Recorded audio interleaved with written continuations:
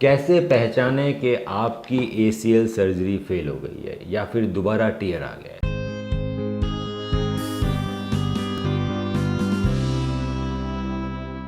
दोस्तों, आपने ACL surgery करवाई। एसीएल सर्जरी के बाद आपको दोबारा से लचक आने लग रही है, आपके नी में कट कट की आवाज़ आ रही है, आपके नी में सूजन आ रहा है, आपके नी में लॉकिंग हो रही है। तो आखिर कैसे पहचाने कि आपकी एसीएल सर्जरी फेल हो गई है या फिर आपको कोई और चोट लग गई है, मेनिस्कस का डैमेज आ गया है, सब कुछ अच्छा है पर आपके कार्टिलेज में शुरू से ही थोड़ी घिसावट, या फिर आपकी मसल्स वीक हैं उस वजह से प्रॉब्लम आ रही है, या फिर आपको कॉन्ड्रोमलेशिया पटेला डेवलप हो रहा है। मतलब एसीएल सर्जरी के बाद बहुत सारी चीजें हो सकती है जिसमें इस तरह के सिमिलर सिम्टम्स आते हैं। तो दोस्तों, जब आपकी एसीएल सर्जरी फेल हो जाती है या फिर उसमें दोबारा टीयर लगता है तो मेनली उसमें लचक आने लगती है। अब लचक और भी चीजों की वजह से आ सकती है, क्योंकि जो आपका नया लिगामेंट है वो हमने हैमस्ट्रिंग टेंडन से बनाया है, पेरोनियस लॉन्गस या क्वाड्रिसेप्स टेंडन से बना हुआ है, तो उसके अंदर नर्व एंडिंग्स नहीं होते। उस नर्व एंडिंग को डेवलप होने में बहुत टाइम लग जाता है। कुछ को 6 महीने लगते हैं, कुछ को 8 महीने लगते हैं। उसके बाद ही आपको फील होता है कि आपका नी कॉन्फिडेंट है, क्योंकि प्रोप्रियोसेप्शन जो सिग्नल्स हैं वो नी से होते हुए ब्रेन में जाते हैं जब नर्व एंडिंग्स डेवलप हो जाते हैं और ब्रेन को स्टेबिलिटी का मालूम पड़ता है। उससे पहले हो सकता है कि एसीएल सर्जरी के बाद भी लोगों को लगता है कि लचक आ रही है, पर लचक आती नहीं है। तो अगर आपको लचक आ रही है तो आप एक डॉक्टर से एग्जामिन करा सकते हैं, पर ध्यान रहे 6 महीने के अंदर अंदर एसीएल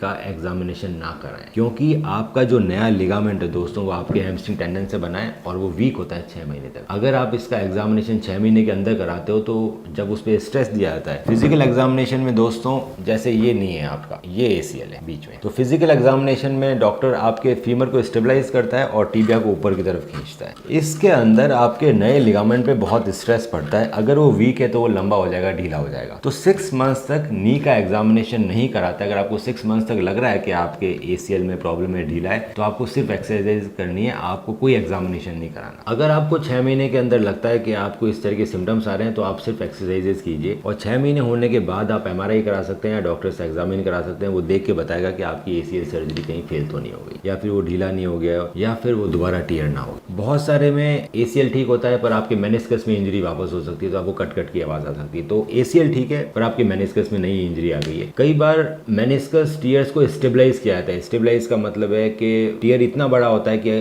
वो रिपेयरेबल नहीं होता, और अगर सारा टीयर निकाल दिया जाए तो पूरा का पूरा मेनिस्कस निकल जाता है। तो पेरिफेरल टीयर को रिपेयर किया जाता है और जो सेंट्रल टीयर होता है उसको थोड़ा छोड़ दिया जाता है। अगर वो स्टेबल होता है वो आपका टीयर बढ़ सकता है, तो कट कट की आवाज दे सकता है। कई बार आपके मसल्स वीक होने के कारण आपका जो पटेला है वो टकराने लगता है जब आपकी वीएमओ वीक होती है और कॉन्ड्रोमलेशिया डेवलप होने लगता है। तो ये भी एक कारण रह सकता है कि आपको नी में पेन या सूजन आ रही है। तो आखिर इन सब चीज़ों में एसीएल टीयर वापस तो नहीं हो गया या फिर अलग चीज़ों की वजह से सिम्टम्स आ रहे हैं, इसका पता लगाने के लिए दोस्तों एमआरआई और फिजिकल एग्जामिनेशन ज़रूरी है, जो कि याद रहे सिर्फ 6 महीने के बाद ही होता है, 6 महीने से पहले नहीं होता है फिजिकल एग्जामिनेशन। अगर आपको इस तरह के कोई भी सिम्टम्स आ रहे हैं या फिर आपको लग रहा है या आपको मालूम है कि आपके एसीएल में दोबारा चोट लगी और फेल हो गया है, तो उसका सबसे बेस्ट इलाज क्या होता है, उसमें कौन सी तरह की सर्जरी की जाती है। कन्वेंशनल सर्जरी अगर रिवीजन में की जाए तो 2 बार सर्जरी करनी पड़ती है। एक बार इम्प्लांट निकाल के बोन ग्राफ्टिंग, ताकि आपके जो टनल ऑलरेडी बनी हुई है वो भर जाए, और दोबारा रिवीजन सर्जरी